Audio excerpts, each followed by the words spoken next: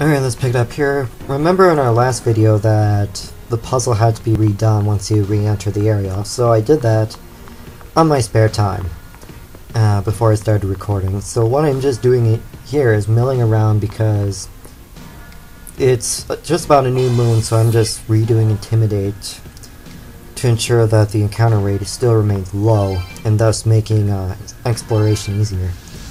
So, we're looking at the 2010s.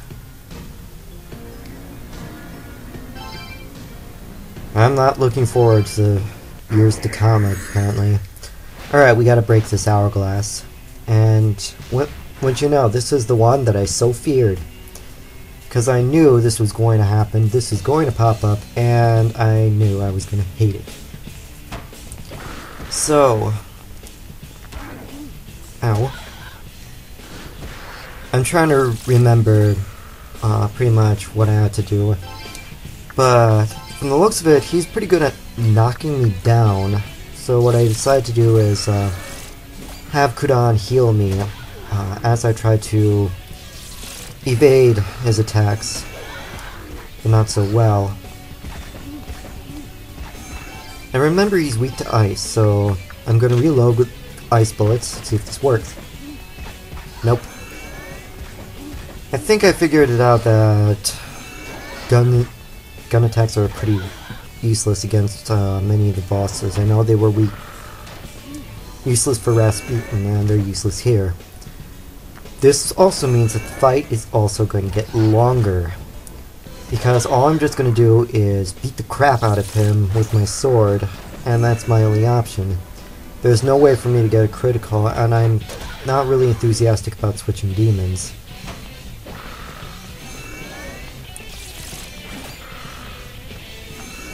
And it will also benefit me as well for the simple fact that she's Null's mind, and her combo is pretty cool.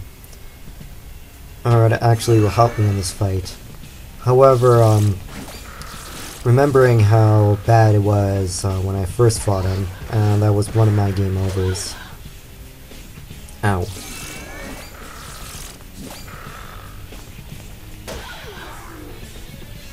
Okay, why does his attack send me halfway across the arena? Or actually, all the way across the arena. This is just terrible. And he got her. So, looks like I'm gonna have to pick up the slack for now.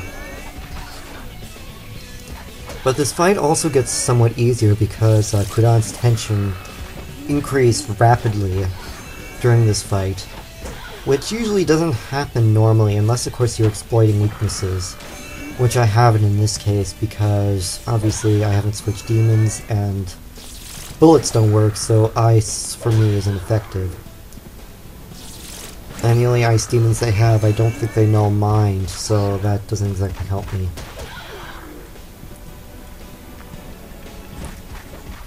He's got me pinned here.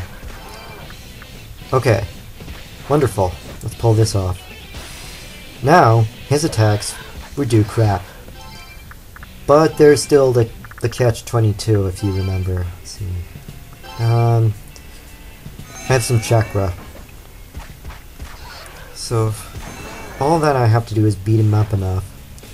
I'm just gonna keep my null physical shield, and that will help me. And again, I'm just gonna keep spamming it, because since this is a free roam, timing is not really that great. And I don't know exactly the time limit of some of this. Things wear off pretty quickly. From what I noticed. I noticed that Kaja doesn't actually last pretty long. It doesn't say it wears off, but in this case, this was what I was worried about. So, Kudan is completely unaffected by the attack. I, however, took the full force of it and charmed. So there's really nothing I can do. But anyways, the ones that wear off pretty quickly are the really powerful abilities, such as War Cry, Tetra Aura, Makara Aura, things like that. Okay, so now all I have to do is just keep beating the crap out of him. Well, we're already making good headway. That's a good sign. Uh-oh. Well, that erased the abnormality. That's cool. Now that doesn't stack, so I can just continue on when my charm wears off. Alright. So it looks like this guy is going to go down in this video, which he didn't in when I first fought him. Oh, the very annoying memory that it was, because I remember how I had to... Akuninushi practically killed me the first time I tried to do it. And the second time, I was only successful because I had Thoth. Which is why I was worried that I had to actually go back to my time, and also to Victor's lab to get Thoth again. Because I was afraid that's the only way I was going to survive. But here, Kudan picks up the slack, so that helps a whole lot. And even more so for the whole undeniable fact that she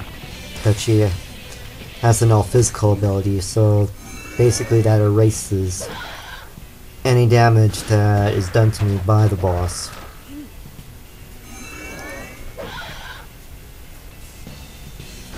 Which also has me worried if there's going to be any future hourglasses I need to break, and if so, what I'm going to be facing next. I'm afraid one of them is going to be the Munakata, the demon that possessed him. You lost. You lost once, and now you lost again. So, get over it. Okay, so we got ourselves a Soma. And I think this is the last hourglass I need to break, because that time-space rift is erased, as is this next one. Actually, one of those leads to treasure, or they said leads to treasure, and one of them actually leads to the Serpent's Lair, the boss that we've been chasing after this whole time. However, I'm going to try and see if they can go backwards, because I think they're pulling off the whole Seraphic Gate thing, and having that I have to go back, and as soon as I reach the final area, to get the most powerful demon. Alright, so after that I didn't want to fight him again, so I'm saving, wrapping this up here, and I'll